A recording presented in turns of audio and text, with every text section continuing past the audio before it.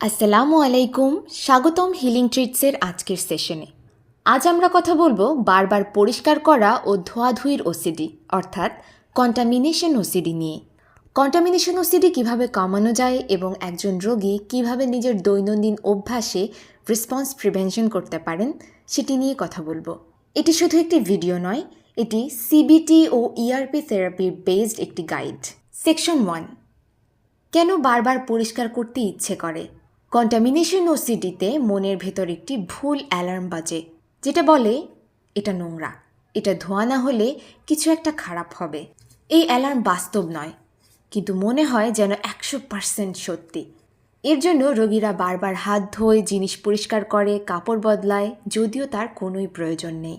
আজ আমরা শিখব এই অ্যালার্ম বাজলেও কিভাবে ধোয়াধুয়ি না করে স্থির থাকা যায়। সেকশন 2, ট্রিগার শনাক্ত করা।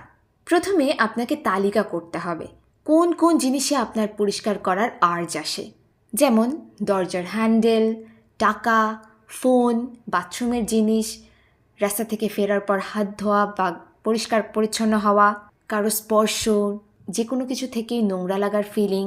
এগুলো আপনি তালিকা করবেন পরিষ্কার করার লক্ষ্যে নয়, বরং উদ্বেগগুলোকে চেনার লক্ষ্যে। সেকশন 3, ধীরে ধীরে এক্সপোজার।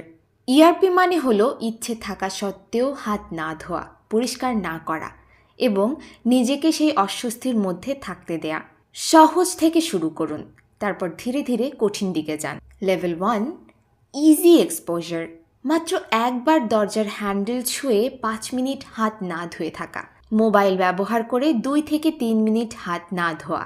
লেভেল 2, টাকা ধরার পর 10 থেকে 15 মিনিট হাত না ধোয়া।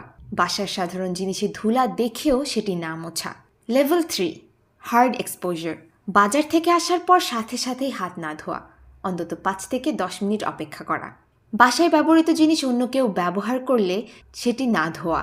মনে রাখতে হবে, এই কাজগুলো করার সময় আপনার চিন্তা আসবে, আপনার মস্তিষ্কে সেই ভুল অ্যালার্মটি বাজবে যে আমার গায়ে নোংরা লেগে যাচ্ছে বা নোংরা লেগে আছে, সমস্যা হবে, খারাপ কিছু ঘটবে।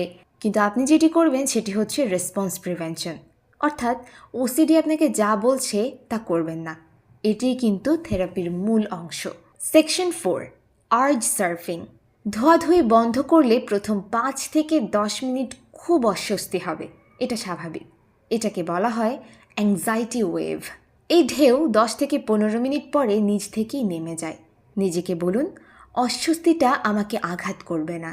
এই অনুভূতি চলে যাবে, কিন্তু ধোয়াধুয়ি করলে ওসিডি বাড়বে। তাই ধোয়াধুয়ি না করে অনুভূতিটি ধীরে ধীরে চলে যাওয়ার জন্য অপেক্ষা করতে হবে। শুধু বসে থাকুন, চলাফেরা করুন, পানি পান করুন, কিন্তু ধোবেন না। Section 5, compulsion delay technique. যখন ধোয়ার ইচ্ছে আসবে সাথে সাথে না ধুয়ে বলুন 5 মিনিট পরে করব। এই 5 মিনিটেই উদ্বেগ 30% কমে আসবে। তারপর বলুন আরও 5 মিনিট। এভাবে দিনে 3 থেকে 5 বার করলে মস্তিষ্ক শিখে যায় অ্যালার্ম বাজলেও ধোয়াধুয়ি করা জরুরি নয়। সেকশন 6, সেফটি বিহেভিয়ার বাদ দিন। ওসিডি কমাতে হলে কিছু অভ্যাস বন্ধ করতে হবে, যেমন বারবার টিস্যুর ব্যবহার, হেক্সিসলের ব্যবহার, প্রচুর পানি ঢেলে ধোয়া, সাবান বেশি ঘষা, জামাকাপড় অতিরিক্ত ধোয়া, এছাড়া অন্যান্য স্যানিটাইজার অতিরিক্ত ব্যবহার করা।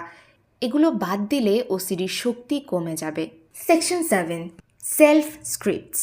নিজেকে বলার জন্য কিছু লাইনস আমি এবার বলবো, এগুলো আপনি বারবার বলবেন। আমার মস্তিষ্ক ভুল অ্যালার্ম দিচ্ছে, অস্বস্তি বিপজ্জনক নয়, আমি ধুবো না, অস্বস্তিটা সময় নিয়ে ধীরে ধীরে কমে যাবে। ক্লিন ইনাফ ইজ ইনাফ, আমি এখন রেসপন্স দিচ্ছি না। যখনই কম্পালশনের আর্জ আসবে তখন এই লাইন্সগুলো বলে আপনি নিজেকে শান্ত করার চেষ্টা করবেন। সেকশন 8, কখন ডাক্তার বা থেরাপিস্টের কাছে যাবেন? যদি দিনে 1 ঘন্টার বেশি পরিষ্কার করতে হয়, পরিষ্কার করতে করতে হাত ফেটে যায়, জীবনে চলাফেরা বিঘ্নিত হয়, সমস্যা যদি নিয়ন্ত্রণের বাইরে চলে যায়, তাহলে অবশ্যই থেরাপিস্ট ও মনোরোগ বিশেষজ্ঞের সাহায্য নিতে হবে। এ ধরনের সমস্যায় ইআরপি থেরাপি এবং এসএসআরআই ওষুধ অনেক সময় অত্যন্ত কার্যকরী হয়। আজকের সেশন এতটুকুই। যদি আপনি বা আপনার পরিচিত কেউ ক্লিনিং ওসিডিতে ভুগে থাকেন, এই ভিডিও অবশ্যই তাদের সাহায্য করবে। হিলিং ট্রিটসের সাথে থাকুন, নিজেকে সময় দিন আর মনে রাখবেন আপনি নোংরার ভয় না কমিয়ে ওসিডির শক্তি কমাচ্ছেন। আল্লাহ হাফেজ।